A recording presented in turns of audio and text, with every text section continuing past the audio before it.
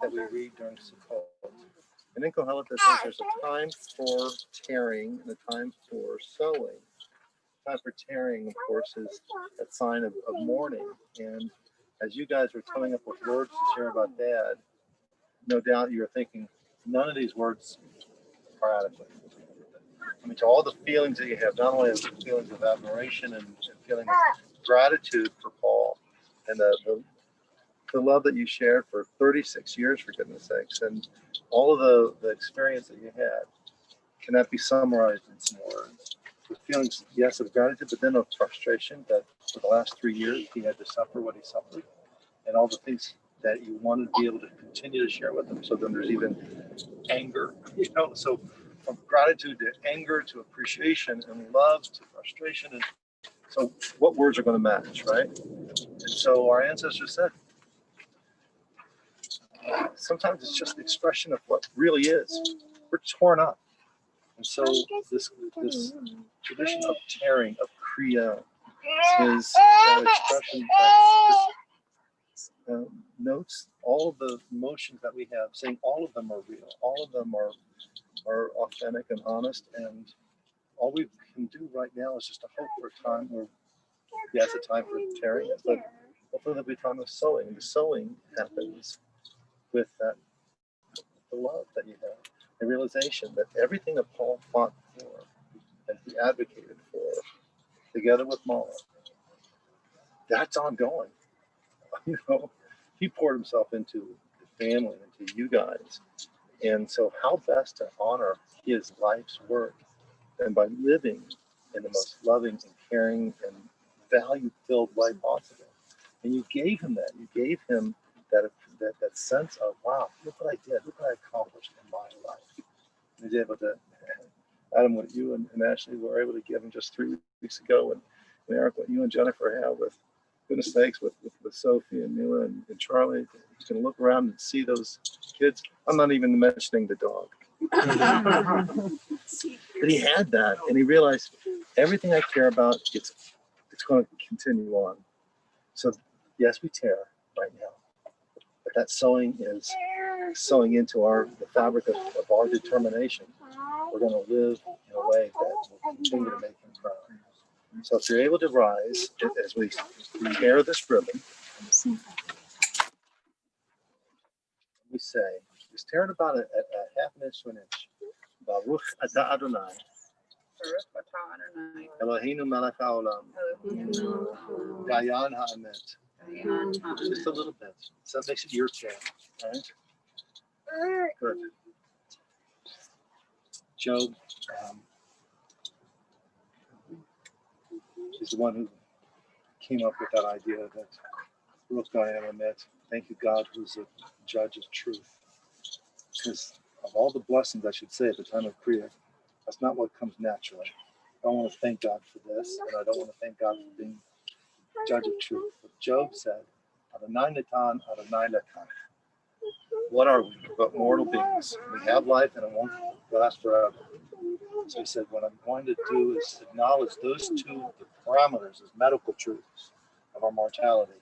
But I'm going to understand those in the fact that those aren't the only truths, because the in between our birth and our end is the truth of how we've lived.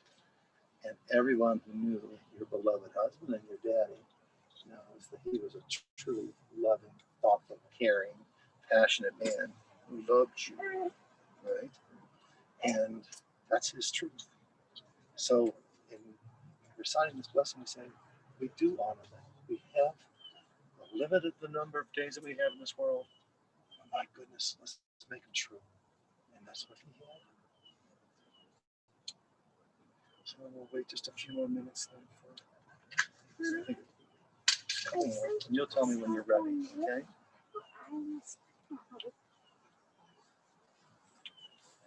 You're gonna be the cameraman? Yes, sir. We're set and ready to go. We still have about 3 minutes. Yeah, let's just ask. They have some other people coming, so we'll wait until everyone's here. Person? Yeah. Right. On the time. Yeah. 3 minutes. Yeah, We're 3 good. minutes. Very good. You guys can sit back down and get comfortable. Yeah. Yes.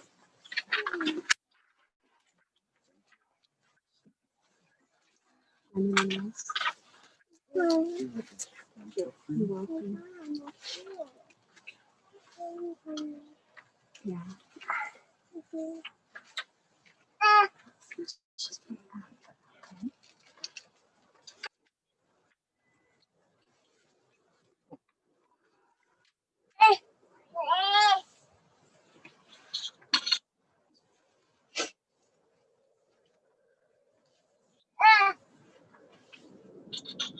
She was a lost cause. No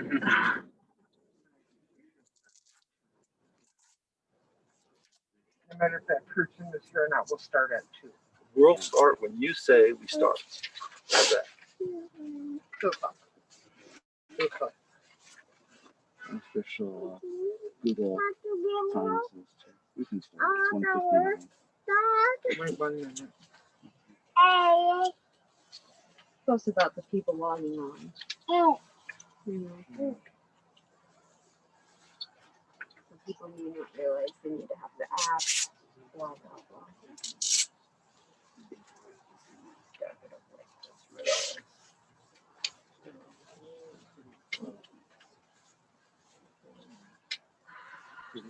Flowers are there.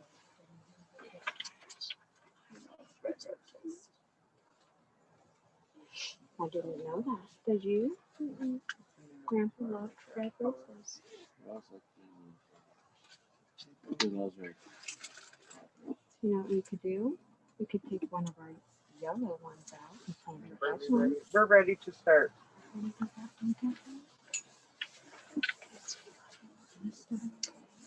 I would like to remind everyone to please turn off your cell phones for the service. I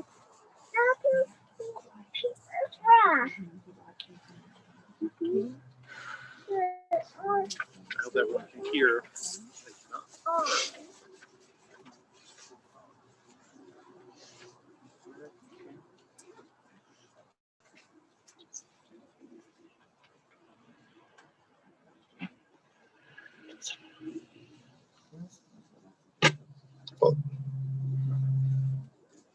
I think that works now, right? Okay, good. Andrea, on behalf of the whole community, our heart goes out to you and Eric and Ashley, and of course, Jennifer and Adam and everyone who knew and loved Paul. I know online, his sister Joanne, she and I had a chance to talk as well. There are a lot of people in the community who had a chance to know and to love Paul, to admire what he stood for. And it wasn't just his involvement in the community and business and the Chamber of Commerce. And Kevin Hogan, thank you for being here as well. I know you're going to share. And later on at the Shiva tonight, there'll be others who have memories. But for the last 3 years, Paul has come with some frequency to our healing services. And sometimes, when we come there, there's a time where we really focus on our struggle or our personal illness. And he certainly did. And he always took the time to find a way to connect with the others who are struggling, to give them some strength and some hope and a message that they needed to hear. And that he would find in his struggle the time to honor those people who are also struggling with their health or were the caregivers. That just speaks volumes as to the person he is. And it's been a long time the family's known that Paul has been struggling, and we've had our celebrations of Simchas, and there's also been those struggles as well. But I know that you can look around, and you most certainly have seen it online, and there are many people there to know that you're not alone. And there are people who are here and people who have slept all the way in from Minneapolis, but wherever they are, you're not alone. And so wanted to express that little sense of that with a prayer. It says, Hine matov u'manayim, shevet achim gam yachad. Behold, we are blessed that we have brothers and sisters, that we have family and community that are here with us in good times and in sad.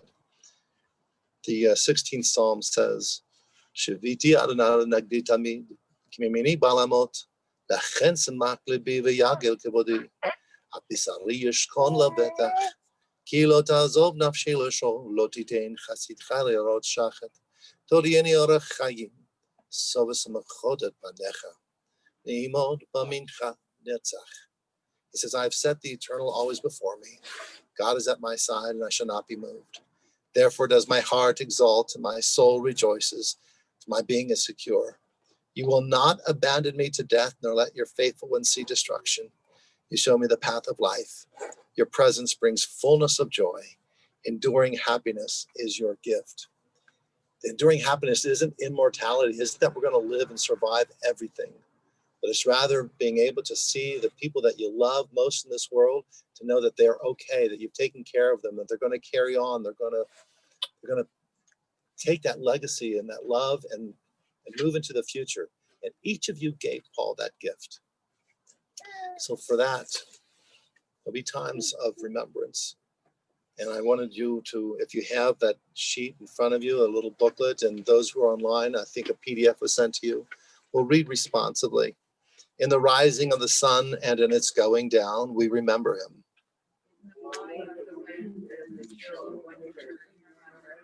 In the opening of buds and the rebirth of spring, we remember him.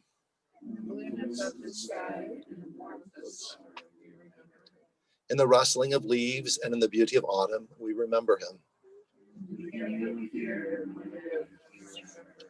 When we are weary and in need of strength, we remember him.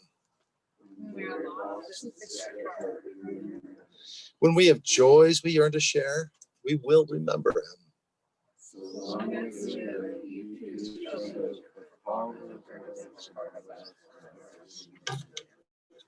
If you turn to this next page, the 23rd Psalm, Mizmola David, Adonai ro'i lo achsar binon dashi yabitzeni, amen menuchod yan haleni nafshi yoshevev yoch, yan chen v'magelei tzedek l'ma'an shemo, gam ki elei b'geit zamavet lo irara ki ata imadi, shiftecha mishentecha chema yanachmoni, ta'arok lefanai shochan neget torai, deshanta v'shemen roshi, kosir rovaya, achtol v'chesed yedafuni kol yemei chayai, v'shavti b'beit Adonai le'orech yamim. We say together a psalm of David.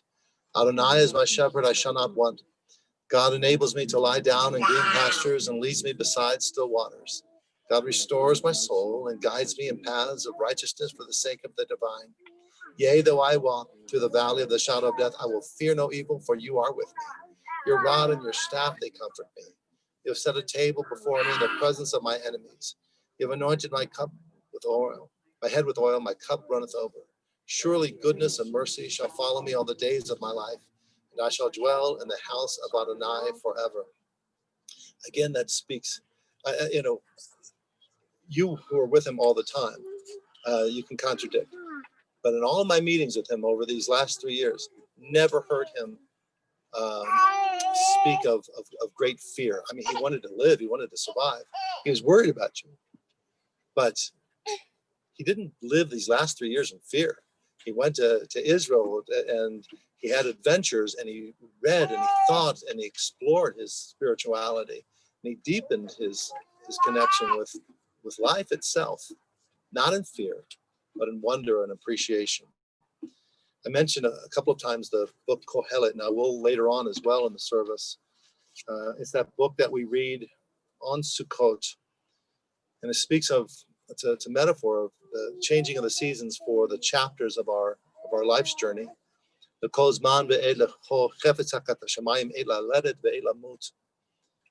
says a season is set for everything, a time for every experience under heaven, a time for being born, a time for dying, a time for planting, a time for uprooting the planted, a time for slaying, and a time for healing, a time for tearing down, a time for building up, a time for weeping, a time for laughing, a time for grieving, a time for dancing, a time for throwing stones, and a time for gathering those stones together. You can see those stones gathered at the headstones of the cemetery.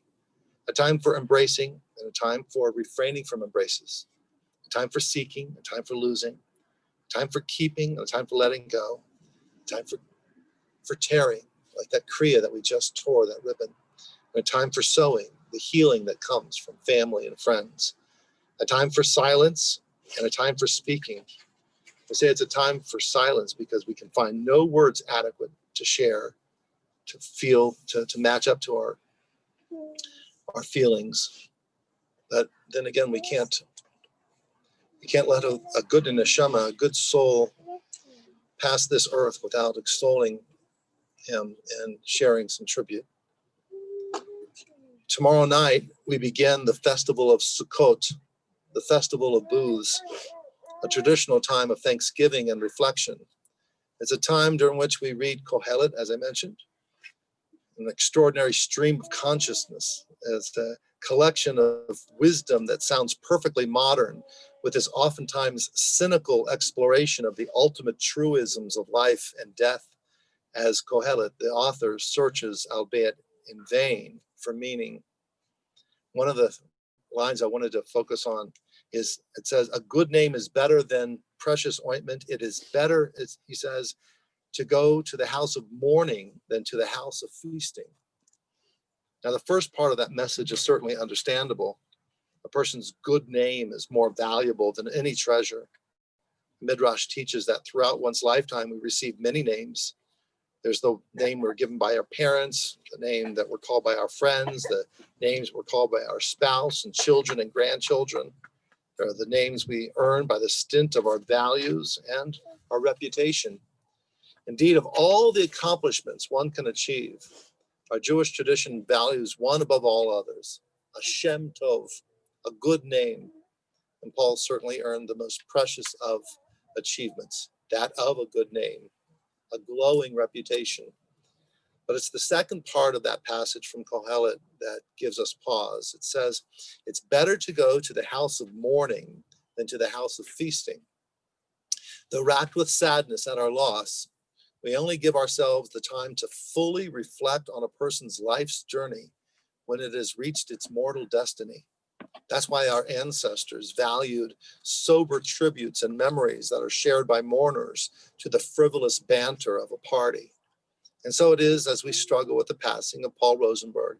His days were far too short, but still we can acknowledge that the impact of love and joy that we shared in his 69 years will be treasured by all who knew and loved him. Paul was the youngest child of Joe and Phyllis Rosenberg. His older sister, Joanne Larson, 7 years older, she recalls having to babysit for him far more than she had ever wanted. And she said he was a rambunctious younger brother and that he adored her in a peculiar way. In that peculiar way, and this is a warning to both Sophie and to me, that peculiar way that younger brothers have. They show their love by sometimes being a pest and bugging them and embarrassing them in front of their friends. They'll learn. But of course, she adored him back. And throughout their lives, they called and chatted with each other at least twice a week. Their father, Joe, was a professor of marketing, and when he took a new position, the family moved. So Paul was born in Cincinnati, but grew up in Dallas, Texas. Later, when Joe took a post at the University of Arkansas, the family moved to Fayetteville. Paul was driven to get on with his career. He even skipped his graduation formalities at Arkansas because he was so anxious to begin a new job in Kansas City. He applied so much of the wisdom and teaching of his father. He was soon hired by Dayton Hudson to become a buyer for Target. That took him back to Texas. Later, as the retail giant expanded, Target needed Paul in Minneapolis. And there, he not only furthered his career, he fell in love. A mutual friend introduced Paul to Andrea Landy. With some friends, they went to a movie on Golden Pond. A definite view for both of you. It includes both the older and the younger Fonda. It didn't take long before, I had to say, after the movie, there was a Mexican restaurant. And at the Mexican restaurant, they had a disco for dancing. And of course, they served margaritas. So it didn't take long before Paul told his friends to move along because he wanted to spend more time just with Andrea. Dancing and margaritas concluded a perfect first date. he was immediately smitten and called Andrea for the next day, the very next day. And it was to a very fine restaurant. Well, that too would have been a great date, except that his car was towed because he parked in a no parking zone. Still, Andrea knew that Paul was special, and it didn't take long for them to fall in love. They were married on December 30th, 1983, and their love was blessed a year and a half later with Eric in 1985. Soon, career opportunities took Paul to Los Angeles for 2 years and then to Carmel, Indiana, which is just north of Indianapolis, to work for the wholesale club where he was a division manager. And then 3 years later, he was hired by Pace Membership Warehouse that brought him to Denver, Colorado. Eventually, Pace, like the old wholesale club, was bought out by Sam's Club. In 1990, here in Denver, Ashley was born. And Paul wanted to transition to a position where he wouldn't constantly be on the road. So he started the video store in Aurora and ran it for some 10 years. Soon he became involved in the Chamber of Commerce and eventually became vice president of membership development. He was on the Aurora Chamber of Commerce Business Advisory Board for over 25 years and on the Arapahoe County Planning Commission for some 10 years. It's also important to note that he ran for Arapahoe County Commissioner. Why? Because he wanted to make a difference in this world. He was striving to make things better, not only for his family, but all for the businesses and to look out for the welfare of his community. He loved this community. As we'll hear in about a moment from Eric and Ashley and from Paul's good friend, Kevin Hogan, Paul did make a difference in this world. I first met Paul about 15 years ago. Now, to put it mildly, Paul would say that all of his accomplishments, his greatest, were his loving marriage with Andrea and the extraordinary pride he had for Eric and Ashley. His devotion to them knew no bounds. He rooted for them. He fought for them. He was their biggest fan, their cheerleader, whether it was accomplishments in the swimming pool for races or soccer field or the tremendous academic achievements, Eric earning an MBA and Dr. Ashley becoming on her way a fabulous surgeon. And talk about quelling. When Eric married Jennifer and brought Sophie, Maya, and Charlie into his and Andrea's life, well, there's no love like that of a grandpa for his grandkids. And just 3 weeks ago, Ashley and Adam signed their ketubah.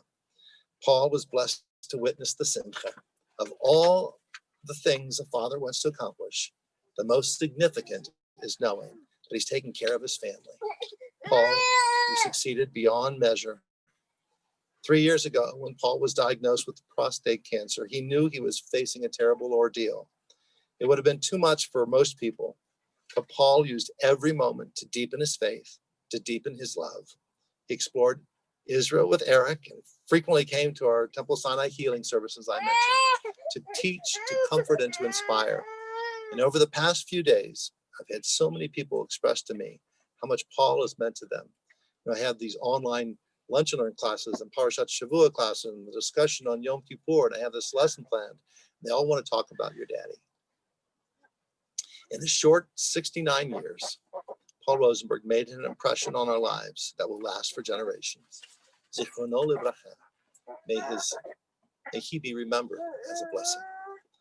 With that, I don't know if Eric, you wanted to come by yourself or do you want to come up together with Ashley?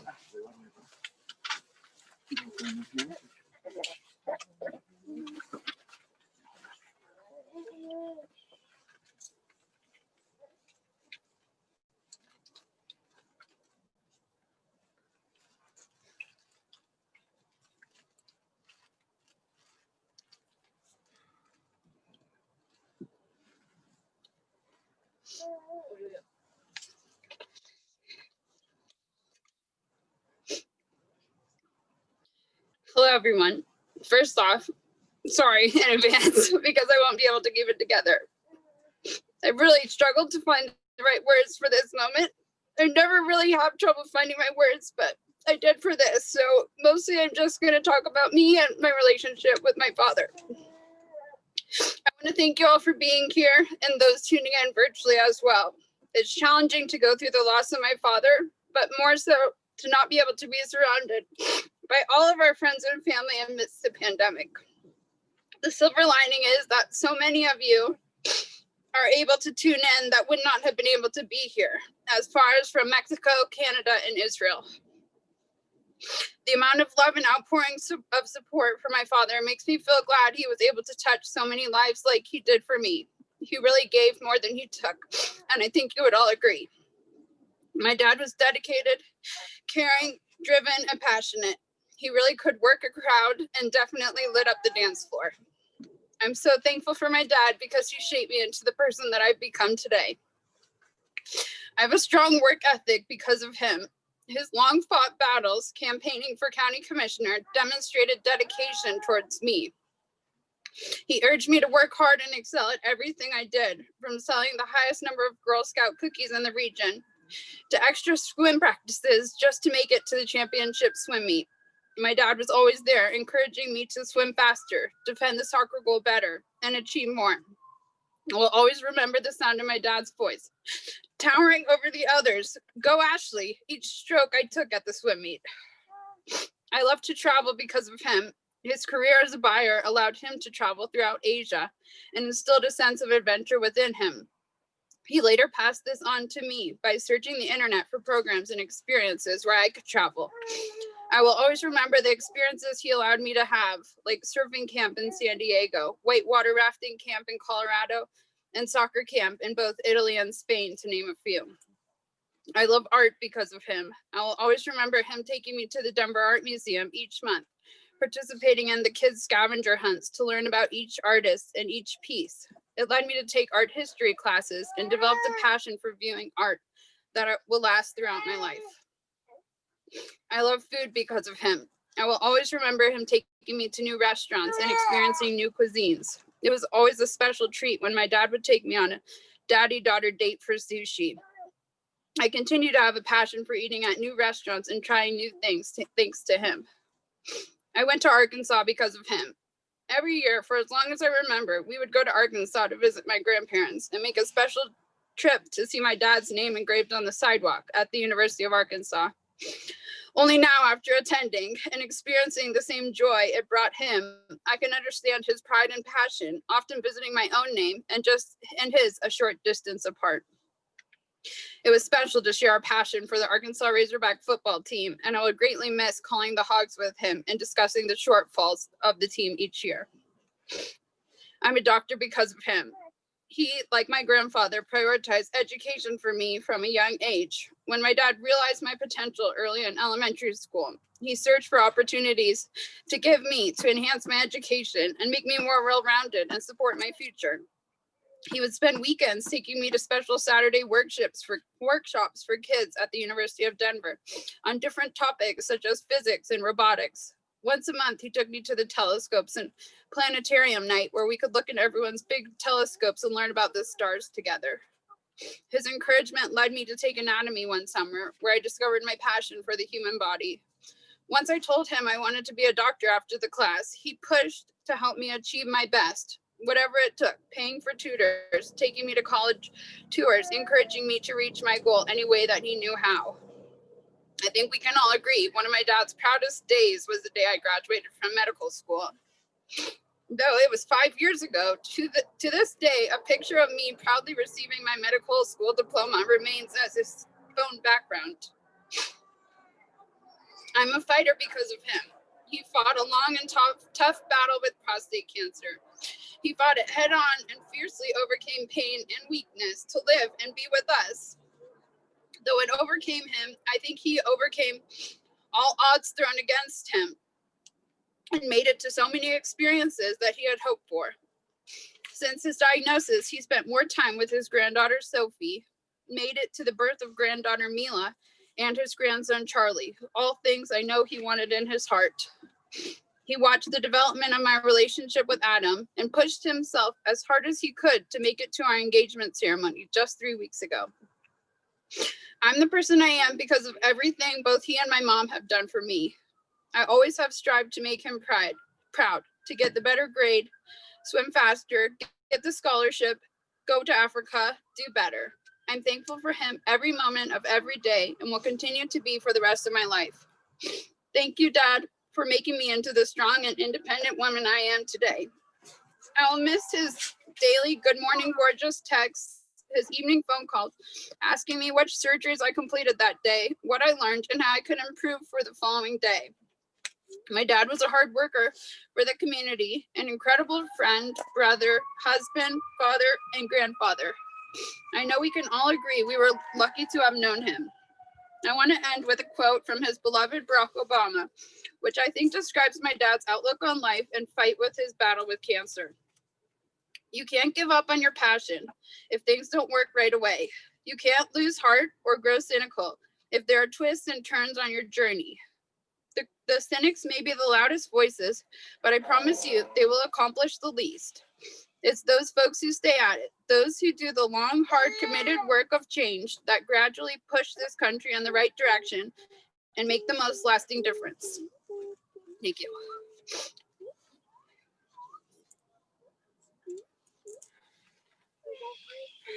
I get paid for a living to write and speak, and I don't know how I'm going to say anything nearly that ambitious. It's, you know, if you knew my dad, you all do, your family here, family and friends online, you know there's no way you could summarize every story and every happy memory in just a few minutes here in a speech. So I want to do my best to give him the best justice of talking about a few highlights. First, I want to talk about things that he loved, because my dad loved life, and there were so many things he loved to do. He loved a good red wine. We've been enjoying them as a family this week, going through his collection in the basement, some even as old as the 70s he kept until we opened one together a few weeks ago. He loved movies so much he bought a video store. He loved going to the movies with my mom any chance he could. He loved going to the beach. That was his happy place in the world. It didn't matter if it was in Mexico was the best one for him, but he loved beaches. He loved being in anywhere with warm weather. He hated the cold. I think that's why he found my mom in Minneapolis and left as quick as he did. He loved Isla Mujeres. If you've spoken to him since he went there the first time, he's probably mentioned it in every single conversation at least once. He loved going on cruises so much that my mom had to complain to him that we're going on too many cruises. We need to do something else. He went on over 20. He had so many huge accomplishments that he was so proud of. If you here in Aurora, it's so fitting that this is where my dad stays to rest, because this is where he poured his heart and soul out to make it the best place he possibly could. If you drive down anywhere in Arapahoe County or Aurora to go to any destination, there's almost 100% chance you're going to drive by something my dad had a part of. We, on the drive here, just on 225, thought about how he worked so hard to get those bridges built so we didn't get stuck in traffic. So if you had a smooth drive here, you can thank my dad. He had multiple successful careers. He didn't do it just once. He started out as a successful buyer and worked for huge companies and traveled the world. Took my mom to exotic locations, and he was always so excited to talk about those memories. He owned his own business. He was an entrepreneur, and we all know what happened to the industry of video stores, but he gave it his all, and it supported our family for a decade. And that store was almost part of our family too. But most important, he made his community a better place. And that was what he worked tirelessly to do. And the fence around our neighborhood, the neighborhood park, he made that happen. The trash service that picks up our trash in our neighborhood, he made that happen. And there's so many things that he worked so hard for that so many people, whether they know it or not, will appreciate for generations. His mark is here.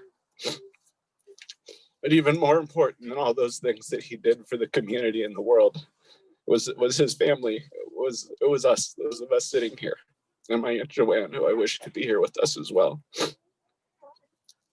We were together through good moments and bad moments, but we always stuck together. He had a really, truly special and unique relationship with each one of us.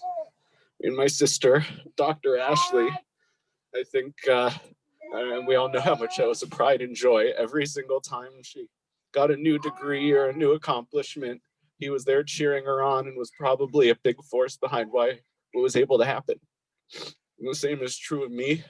And we're both Eagle Scouts. Hopefully I'll have an Eagle Scout as one of my kids as well. Grandpa would be proud of that. He told me that was something he wanted.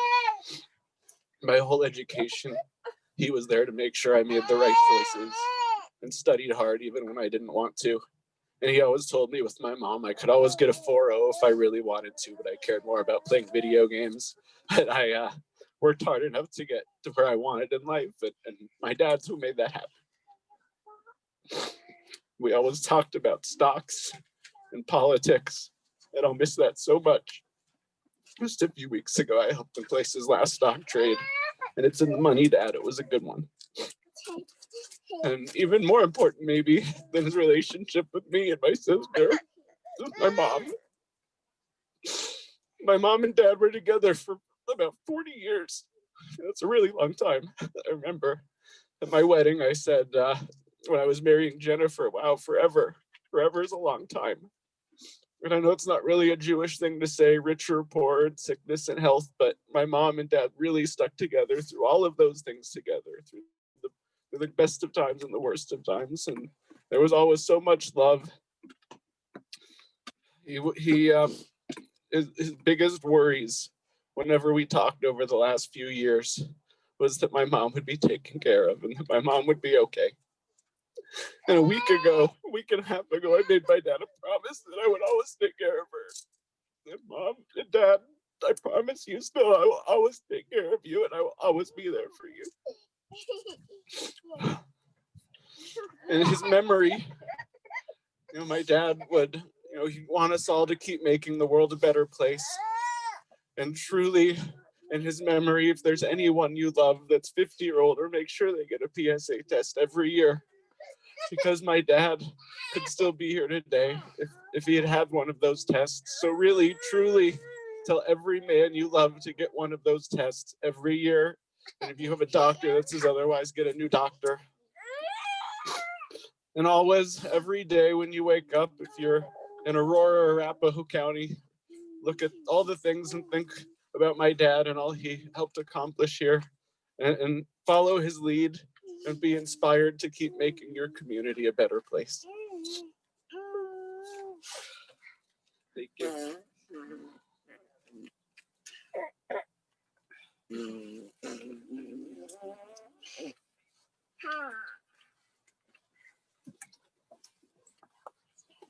Well, thank you for the honor of coming up and talking about our dear friend Paul and how special he was to so many people.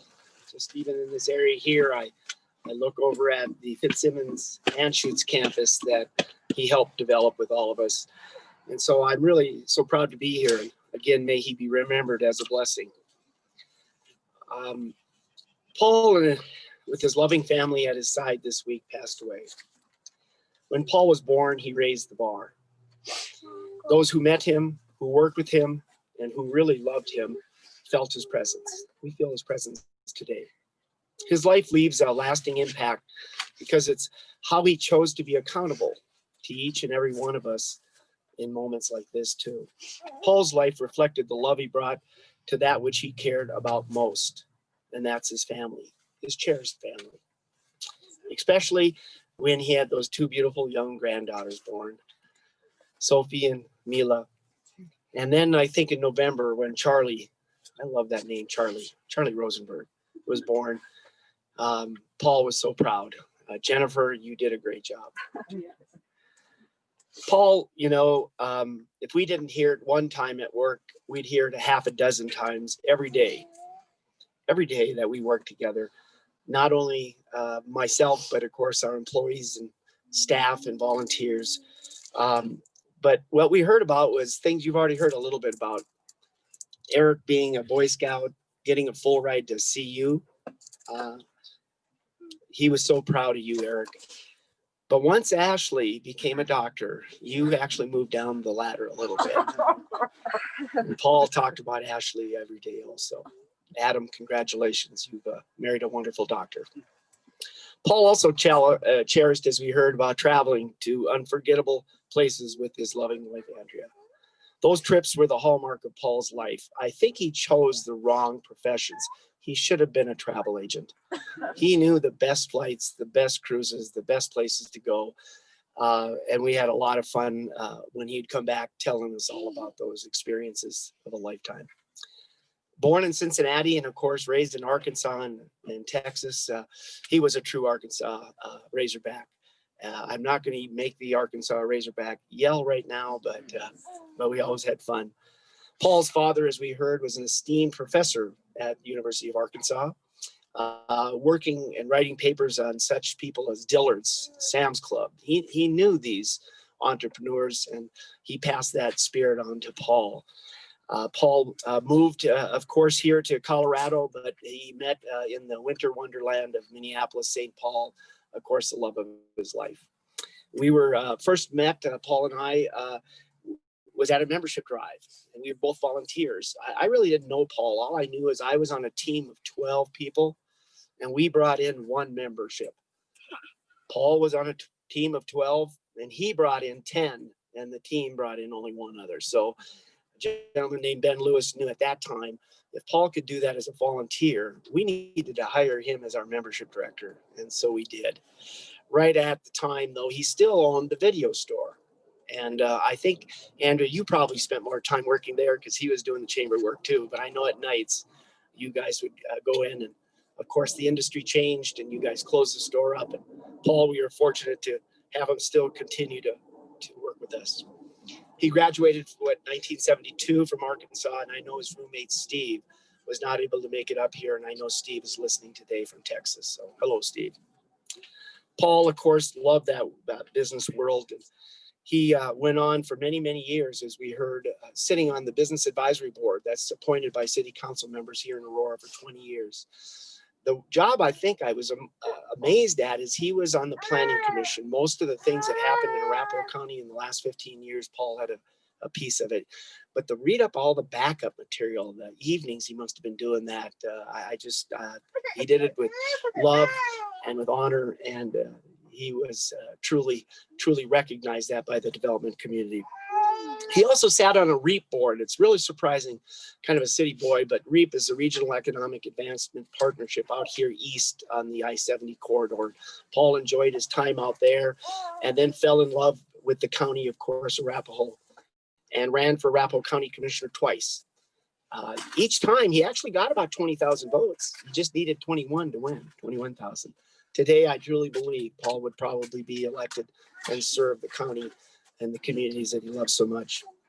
I always teased him a lot. He was a very proud Democrat. Of course, he had a picture of Ashley with Bill Clinton on his door for years. And but I always said, you know, you're a closet Republican because you truly love business so much. But he truly had his heart. And Paul was really a supporter of good people. And that's really what I remember so much. Paul was such a loving parent. And of course, you know, his fight these last few years were just an example of the fighting spirit and the love of life he had. He was looking forward to his retirement at the young age of maybe 80. And then he and Andrea would have been able to travel for 15 to 20 years. Unfortunately, this cancer thing kicked in. I used to tease Paul that he probably would never go to a retirement home because he could just cruise. It'd probably be cheaper. Just stay on a year-long cruise and have your meals, everything taken care of. Together, as we heard, they've traveled all over the world, from Israel to Mexico, California, Maine. I don't know if a lot of people knew that Paul one time just flew to Montana just to say he went there. And he even flew to my home state of North Dakota one time. And so we had a lot of fun time. Paul would also, though, I think Eric mentioned, go and take to his happy place. And so I was privileged, along with Steve, to go there a few years ago to the Isla of Mujeres, if I think I said that right, an island of beautiful women just north of Cancun. Took a little ferry ride over there, and we sure had a lot of fun one weekend. Paul and Steve were there for about a week and enjoyed the sun. I got there, it rained every day on us. But it was so fun to go to every restaurant. And then the waiters, they all knew him. Andrea, I don't know, but you guys made a big impression. Meeting the mayor and saying, are Paul and Andrea coming for New Year's? So you must have made even an impression on the mayor of that little island. I want to thank you for letting me take a few minutes to share about Paul. There are a few stories I might have to tell sometimes when the rabbi's not around. They are all good and clean and innocent, but we had a lot of fun. Paul was a fiercely loving and proud parent who not only fought for his family, but also demonstrated how to take on one of life's greatest battles with determination as he fought this ugly cancer the last 3 years. He wanted to live so he and Andrea could travel a few more times around the world, but he fought to live so he could see his first grandson born in November.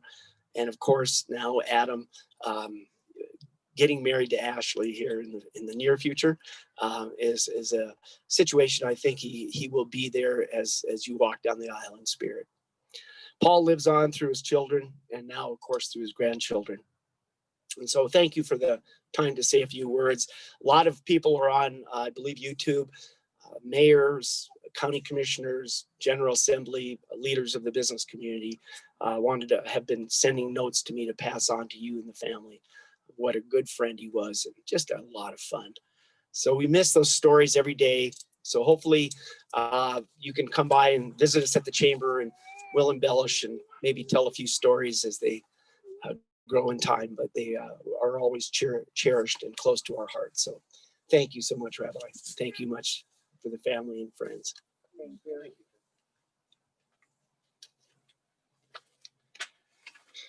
In about a moment, we're going to actually lower the casket. But there's a passage on page 3 that I'd like us to read as a conclusion. It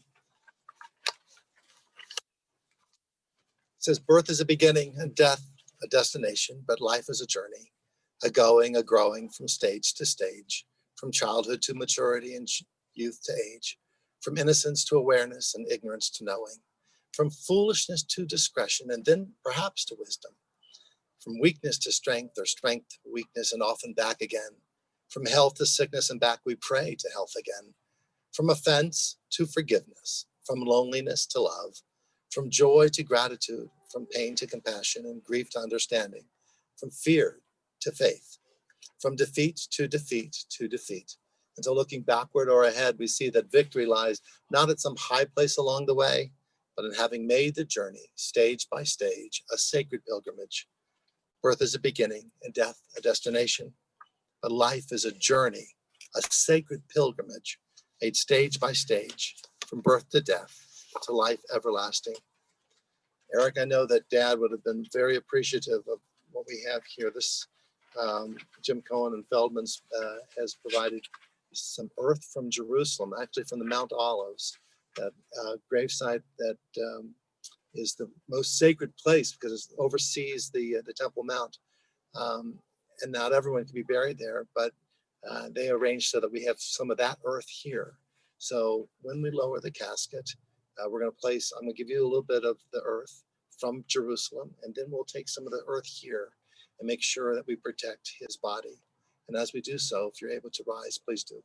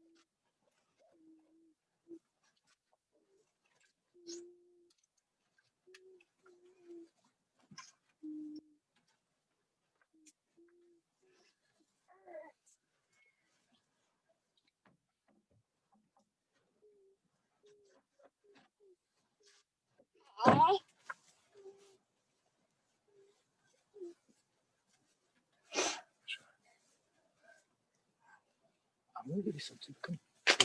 Whenever you're ready. Can you girls This is scoot out? perfect. I got it. Let's Can you start. scoot out? And Daddy's going to help you with Mommy. Just put a little bit in Special there. for Okay? Israel, Hold that in okay? your hands, okay? Okay. Hold that for Grandpa, okay? Yeah, Charlie, there's some for you too. Give me your hand. This is for you, Sweet Baby.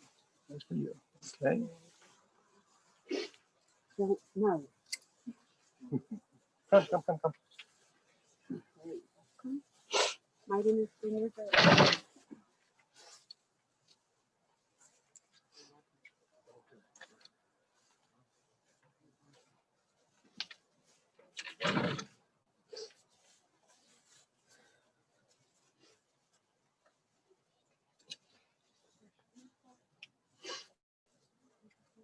Actually, those are your sunglasses up there.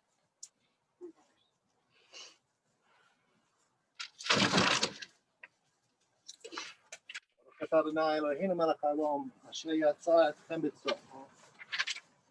הזנת אתכם בטובו, והמית אתכם בדין, ונטע בתוככם חיי עולם. ברוך אתה אדוני, דיין האמת. אתה גיבור לעולם אדוני, רב להושיע, מחכה חיים בחסד, מחיי מתים ברחמים רבים, סומך נופלים ורופא חולים מכיר שרים, ומקיים אמונתו לשני עפר, מי כמוך בעל גבולות מדומה לך, מלך ממת ומכיר ישועה. ברוך אתה אדוני נוטע בתוכנו חיי עולם. We praise you, O God, judge of truth. Eternal is your might, O God of all. Life is your gift. Great is your power to save. With love, you sustain the living. With great compassion, you give life to all. You send help to the falling and healing to the sick. You bring freedom to the captive and keep faith with those who sleep in the dust.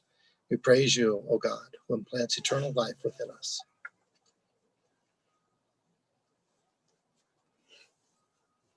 Please, we need to cover. Please, if you're a little uncomfortable with your shovels, we do have plastic gloves you're welcome to wear, hand sanitizer, or you can just take cupfuls if you'd like.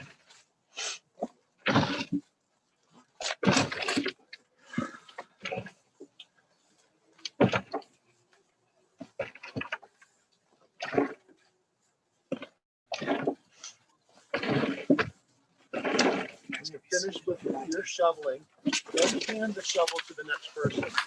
Rather, place it in the earth so that they can fulfill this mitzvah of Hayatamet and Kavura, making sure that Paul's remains are protected.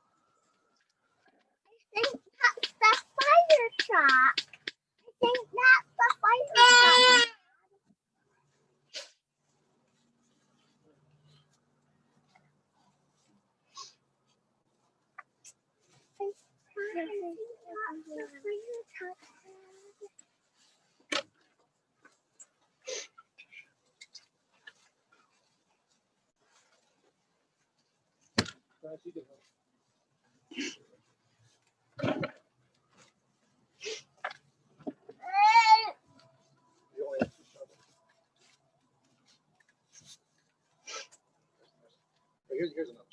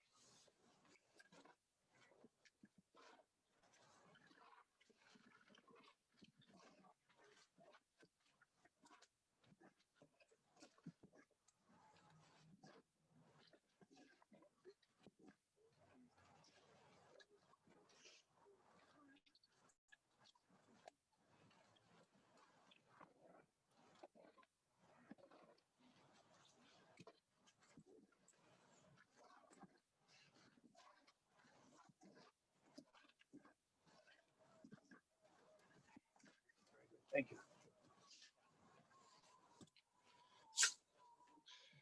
As we have the casket covered with earth, at least we know we can leave this site knowing that his body's protected, but it's not his body that treasures us and that we connect with. It's his soul, it's his neshama.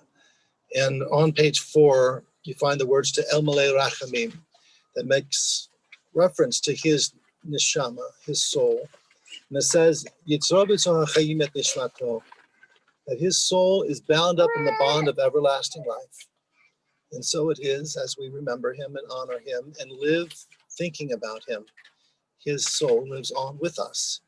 And so if you're able to rise, please do so.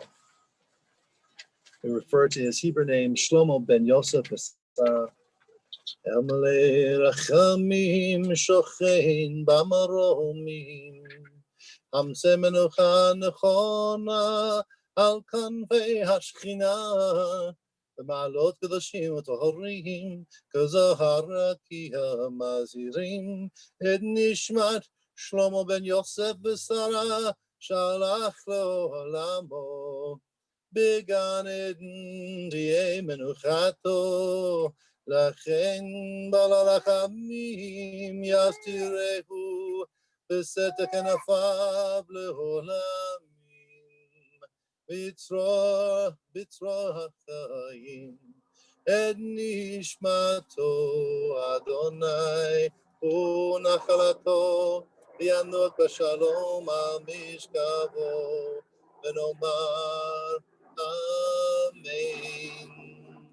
Let us say in English, O God, exalted and full of compassion, I pray that you will grant perfect peace and eternal comfort in your sheltering presence to the soul of Paul Rosenberg. God of mercy, protect his neshama. May his soul be bound up in the bond of eternal life. Adonai, you are his portion. May rest in peace. Let us say, Amen. The Kaddish Tome, the Mourner's Kaddish, is on page 5.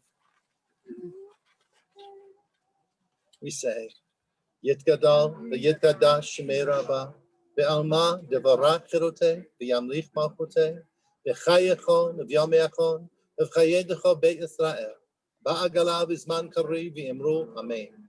Yeh shemei rabba mevarach le'olam ul almei almaya, yitbarach v'yishtabach, v'yitpa'ar, v'yitromam v'yitnaseh, v'yitadar, v'yitaleh, v'yitalal, shemei d'kodisha b'richu, Le'ela minko berchata v'shirata tushbechata v'nechamata da'amiram be'alma v'imru amen.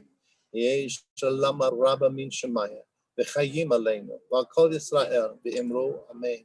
Osei shalom b'mromav hu ya'asei shalom aleinu v'al kol Yisrael v'imru amen. Again, I want to remind everyone before we say this final prayer, there will be a Zoom Shiva at 6 o'clock. That the hyperlink for that was sent out earlier, so you should have a copy of it. Just zoom in, and everyone will have a chance to share stories. And Kevin, I know you said there were some stories that you couldn't tell. You can tell any story because those are all part of his legacy and his lore. And it's a chance where we'll have a few prayers. We'll also be able to share the Kaddish, but most importantly, for the family to be able to see the faces both here and those from around the world who will be tuning in to pay respects. It's 6 o'clock Mountain Time for those of you who are in other districts. We conclude on page 6 with this hope for the family. For the ties of love, we read together. For the ties of love that death cannot sever. For the companionship we shared along life's path. For those gifts of heart and mind which have now become a precious heritage. For all this and more, we are grateful. Now help us, O compassionate God, not to dwell on sorrow and pain. Help us instead to find within our hearts the courage to return to the tasks of life and its joys. For the family, we say, Hamakom yenachem etchem, v'tok sha'ala v'lei Tzion v'Yerushalayim. May God comfort you, along with all who mourn in Zion and Jerusalem. Go forth with peace. Go forth with life. God bless.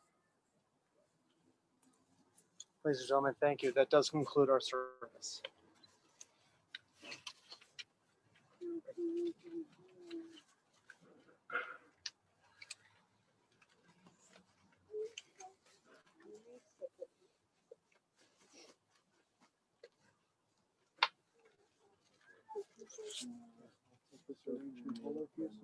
Glass face, that'd be nice.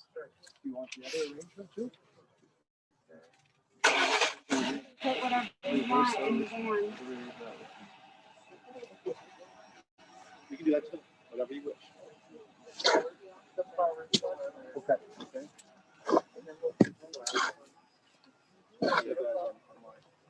Thank you for sharing. Dad was so proud and in love with you guys. All right. You want to bump elbows with the rabbi? What do we do instead of a handshake because of the virus? Boom, boom. No bump elbows?